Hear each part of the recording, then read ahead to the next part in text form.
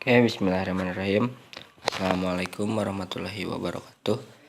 Perkenalkan, saya Wildan Fitroni dengan NPM 197002073. Video ini dibuat untuk melengkapi salah satu tugas perbaikan mata kuliah pembangkit energi elektrik, yang mana tugasnya itu merangkum beberapa pertemuan dan dipresentasikan.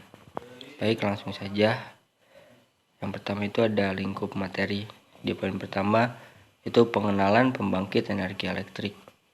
Yang kedua, generator, mohon maaf ini tipe. Yang ketiga, komponen hidrolik PLTA. Yang keempat, komponen elektris. Yang kelima, ada cara kerja. Baik, yang pertama, pembangkit energi elektrik. Itu pemenuhan kebutuhan ini berasal dari sebuah sumber daya alam. Sumber daya alam yang berasal dari banyak sumber. Contohnya ada minyak bumi, gas bumi, batu bara, uranium, panas bumi, tenaga air, dan lain sebagainya. Energi itu ada yang renewable dan juga ada yang tidak renewable. Renewable di sini berarti sumber energi berasal dari alam yang sumbernya akan selalu ada dan dapat diperbarui. Sedangkan renewable itu tidak dapat digunakan untuk jangka panjang karena akan habis. Seperti itu. Yang selanjutnya itu Menteri EBTK-SDM menjelaskan, Indonesia saat ini memiliki kapasitas pembangkitan sumber energi sebesar 70,96 GW. 35,36% itu dari batu bara, 19,36% itu dari gas bumi, 34,38% itu dari minyak bumi, 10,9% dari EBT. Lalu ada generator. Generator ini merupakan mesin elektrik yang digunakan untuk menghasilkan energi listrik dari berbagai sumber. Dan untuk salah satu contohnya itu ada PLTP, PLTU, PLTB, PLTA, dan juga PLTMH atau mikrohidro. Cara kerjanya yaitu dengan mengubah energi mekanik menjadi energi listrik, yang memang itu tabian ditentukan oleh putarannya. Jenis generator pun beragam dan juga dari beberapa faktor. Contoh di bawah ini yang membedakan jenis-jenis generator. Yang pertama ada dari jenis letak kutub, putaran medan, jenis arus, bentuk rotor, dan juga banyak fasa.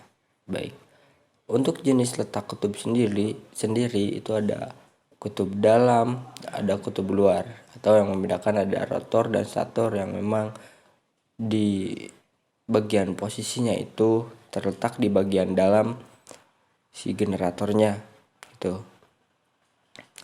Yang kedua itu ada putarannya. Yang pertama ada alternator, yang kedua ada induksi.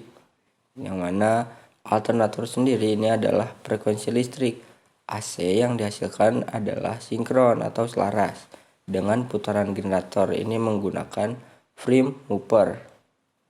Yang kedua ada asinkron atau induksi, yang mana dapat menghasilkan daya yang cukup berguna meskipun kecepatan putaran tidak maksimal, biasanya membutuhkan kapasitor bank untuk menyuplai reaktif power untuk memulai efek induksi antara rotor dan stator yang akhirnya menghasilkan tenaga listrik. Seperti itu. Yang selanjutnya itu ada jenis arus. Yang pertama itu ada generator AC atau generator bolak-balik, atau ada DC, direct current. Selanjutnya itu ada banyak fasa. Pertama itu ada generator 1 fasa dan juga 3 fasa. Lalu selain daripada itu ada bentuk rotornya. Yang pertama itu ada memang rotor yang memiliki kutub menonjol atau kata lain silent pole, mohon maaf. Yang selanjutnya itu ada kutub siliner atau non silent pole. Selanjutnya itu ada PLTA atau komponen hidrolik PLTA. Pertama itu ada debit. Debit ialah jumlah air yang mengalir melalui suatu penampang sungai tertentu per satuan waktu. Debit dipengaruhi oleh curah hujan, keadaan geologi, flora, temperatur, dan lain-lain. Selanjutnya itu ada dam. Dam atau bendungan berfungsi untuk membendung air dan dinaikkan permukaannya untuk mendapatkan perbedaan tinggi air yang diperlukan. Yang ketiga itu ada waduk. Waduk ini adalah suatu penampungan yang mana pada musim hujan atau jam beban kurang untuk persediaan dan pemakaian air pada musim kemarau atau waktu beban puncak. Yang selanjutnya itu atau yang keempat itu ada intake gate. Intake gate ini berfungsi sebagai mengambil air langsung dari tempat penyimpangan atau waduk ke dalam saluran air. Yang selanjutnya ada tangki pendatar. Nah, untuk membendung saluran dan mengatur jumlah air untuk menyerap pukulan air atau water hammer saat debit air pada turbin berubah. Selanjutnya ada pipa pesat untuk mengalirkan air dan waduk menuju ke rumah siput. Yang terakhir itu ada saluran bawah. Saluran bawah yang dilalui oleh air yang keluar dari turbin air terus ke sungai atau ke laut.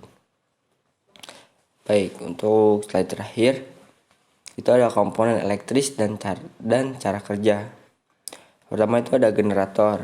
Generator ini merupakan komponen pada PLTA yang akan menghasilkan listrik dari perputaran runner turbin yang disambung pada rotor dengan sap. Sistem eksitasi yaitu digunakan untuk membangkitkan tegangan keluaran pada generator. Prinsip sistem eksitasi ialah mengalirkan arus penguatan atau arus DC pada belitan medan rotor, kemudian medan magnet pada rotor yang berputar karena terhubung dengan sap turbin akan terpotong oleh belitan stator yang diam. Perpotongan tersebut akan menghasilkan tegangan listrik. Nah, selanjutnya itu ada AVR atau Automatic Voltage Regulation. AVR ini biasanya digunakan pada generator, yaitu fungsinya untuk mengatur tegangan pada keadaan kerja yang konstan atau normal, dan juga untuk mengatur daya reaktifnya, menaikkan batas daya stabilitas peralihan. Seperti itu. Dan juga bisa kita lihat di sini saya melampirkan gambarnya untuk contoh. Yang selanjutnya itu ada prinsip kerja. Sistem kerja PLTA adalah mengubah energi potensial air yang telah ditampung di waduk dan menjadi energi kinetik dengan cara mengalirkan air tersebut melalui pipa pesat atau kata lainnya itu penstock. Kemudian air yang telah dipercepat tersebut akan digunakan untuk memutarkan turbin.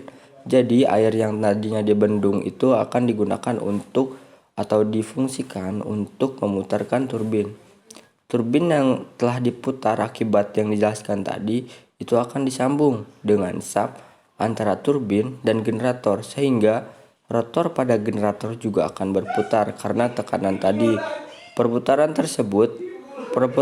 rotor tersebut akan mengakibatkan perbedaan medan magnet yang akan menghasilkan energi listrik akibat perpotongan oleh stator. Baik, mungkin seperti itu saja yang bisa saya sampaikan. Seperti itu yang bisa saya jelaskan. Kurang lebihnya saya mohon maaf. Saya akhiri. Wassalamualaikum warahmatullahi wabarakatuh.